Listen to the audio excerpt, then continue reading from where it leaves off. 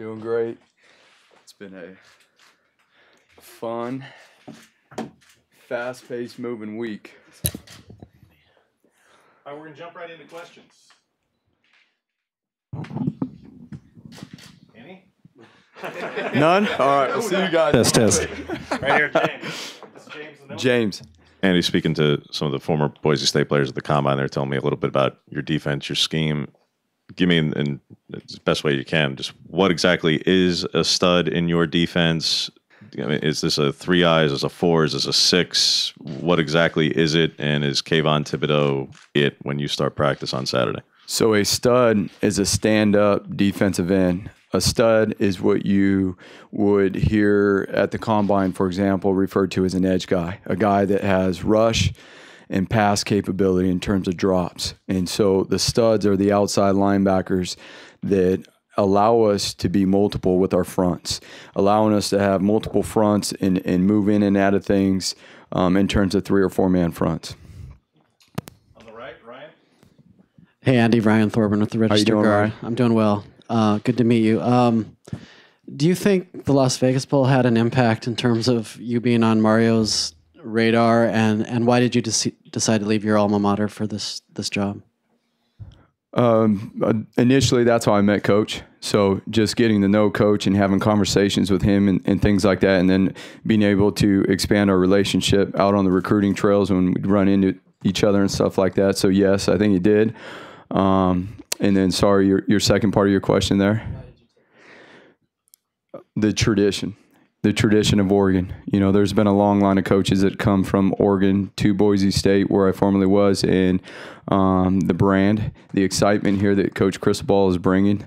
I think there's a lot that Coach is doing, and it's a very exciting place to be right now, and excited to be a part of it. Back left, middle, Rob. What were Coach's priorities? What is he looking for from you? What kind of impact do you want to have? Is there a couple of bullet points that he was like, hey, I want you to make us better in this, and we feel like you're the guy for that? Well, I think number one, defense always starts with mentality. Fundamentals and mentality make the scheme.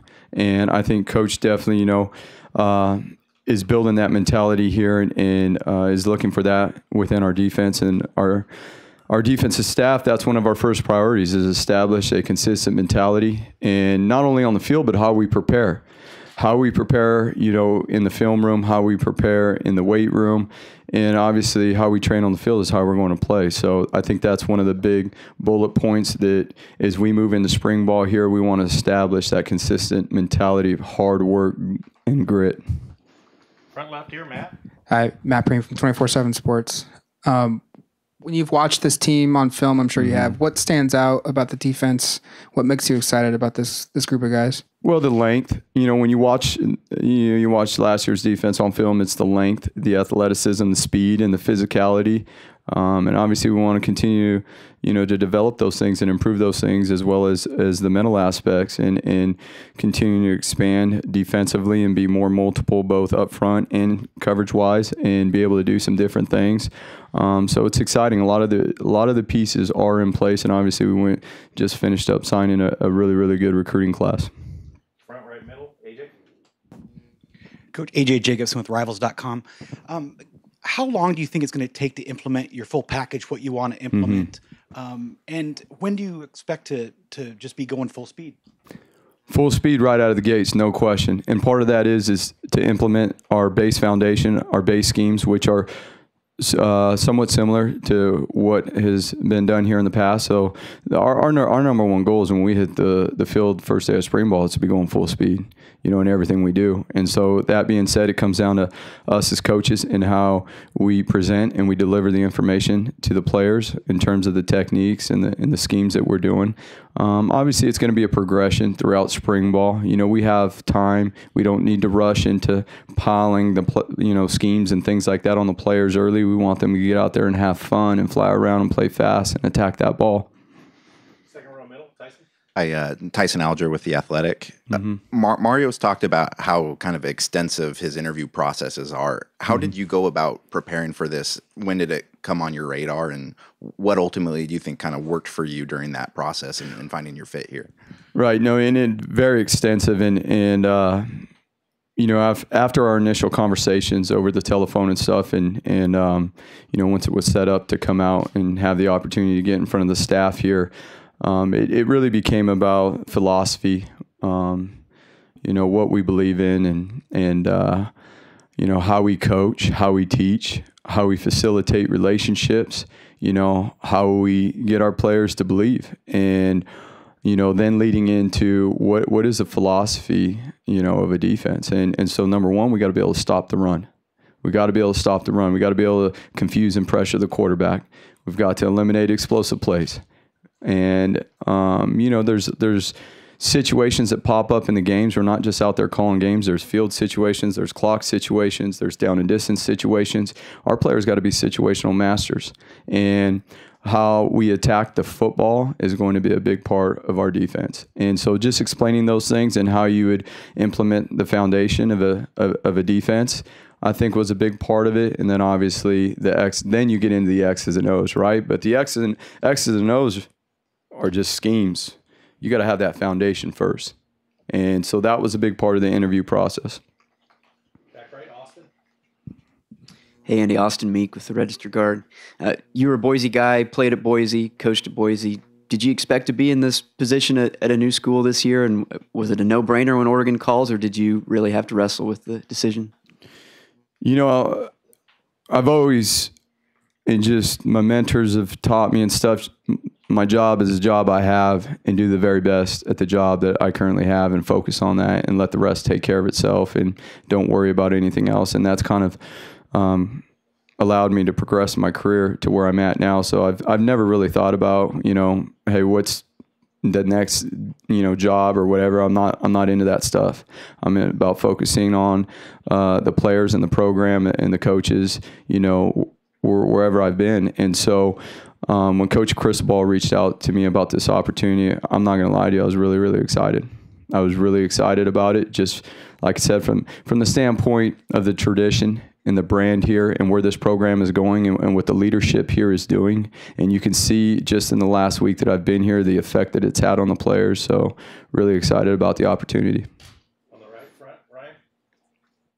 Keith Hayward obviously had the co-defensive coordinator title last year, and I'm sure it's something he aspires to and was probably considered for. What's been your interaction with Keith so far? Keith has been awesome. I've known Keith for a while now, even before coming here and stuff. And so that was a huge part of this deal, is having the opportunity to work with Keith, who is, has had a lot of experience coaching at a very high level in the secondary with different coverages and obviously different techniques within those coverages, and is a great mentor. He's a great man. And so to work alongside someone like that and with someone that can help me grow as a man, that can help grow as a football coach, and to help, ultimately help all of us lead this defense was very exciting. And he's the defensive staff in general. This week we've progressed really, really fast on the things that we needed to get done, because number one, they're a bunch of great guys, and number two, they bring a lot of experience and knowledge, and we're able to get through things and find solutions pretty quickly and come to a common ground on things that are